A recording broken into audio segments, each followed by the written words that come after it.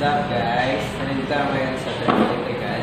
And gagawin natin ngayon, mag-unbox tayo sa item dito sa Trek. So nakikita nyo, ito yung emergency lamp na Firefly. So, pakita muna natin yung specs ng emergency light.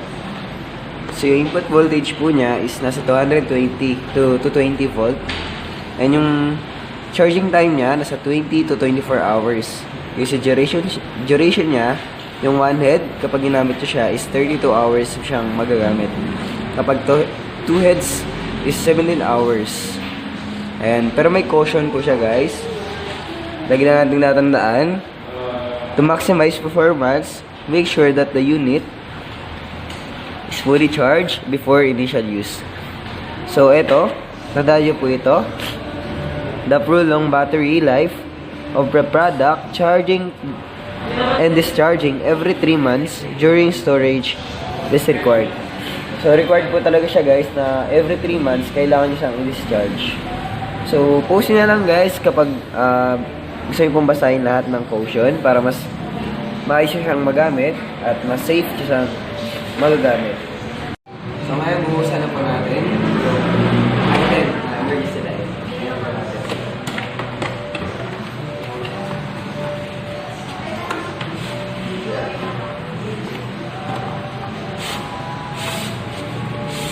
Ayan. So ito na siya guys.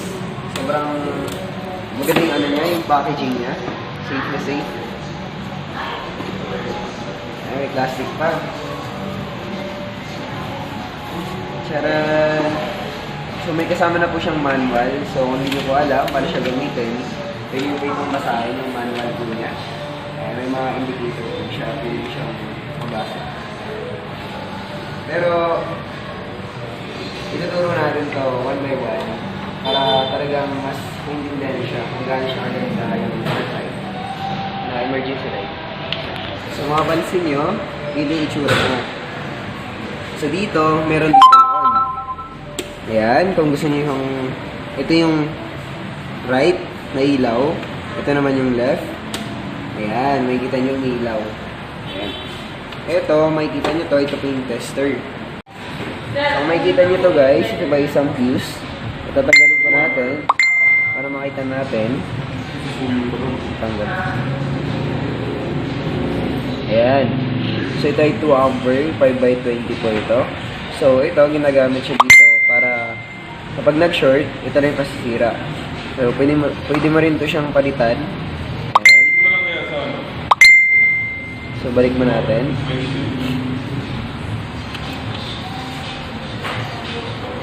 Ayan. Ayan. Ayan. Ayan. So ito, makikita nyo naman itong box. Ito ba yung tester? So ngayon, iti-test mo natin siya. So kapag sinaksak natin guys, siyempre sasaksak natin siya sa 20 volts. Ayan. So makikita natin may ilaw, indicator light. So kapag inuna natin siya, hindi mo siya makikita kung may ilaw. So ito yung tester niya. Kapag nawalan ng kuryente, ganyan siya, ilaw siya. Ayan. So gumagana. Ayan. Okay. So ngayon guys, kapag nawalan siya ng kuryente, bilang nag-brown out. So kapag pinatay natin, tinanggal natin, may ilaw pa rin siya. So kaya siya tinawag na emergency light. In case nawalan ng kuryente, walang ilaw, ito yung mag-iisip yung ilaw mo kahit walang kuryente. So that's the idea. So ngayon guys, kapag meron kayo nito, so hindi ka na-hassle na mga kandila at especially makakaiwas ka pa ng sunog sa mga bahay nyo or sa mga buildings na gagamitin yung emergency light. So ngayon guys, gagawin natin, titignan natin yung loob ng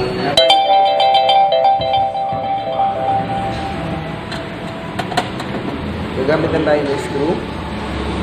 Ayan, napayan lang natin ito. Pinapakadali nyo ito buksan. Ayan. So, ganyan lang siya. Ayan. Isang screw lang. Nakikita nyo guys, ito yung battery niya. So, titingnan natin yung battery niya. tanggalin muna natin yung harang, yung supporter niya.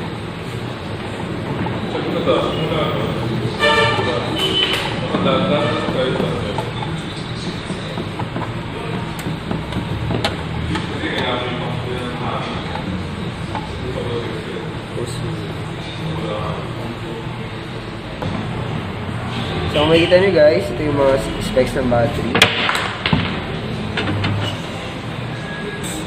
4.8Ah. Ayan. So kapag nasira yung battery, ito na yung papalitan mo. So kahit ko lang guys. So kapag ginamit nyo yung headlights, pwede siyang ma-bend and pwede nyo rin siyang ma-twist. Ayan, katulad din po ng isa. Pwede siyang ma-bend, pwede rin siyang ma-twist.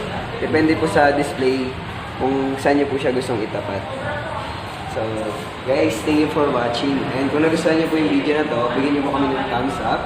And huwag niyo po makakalimutan na mag-subscribe.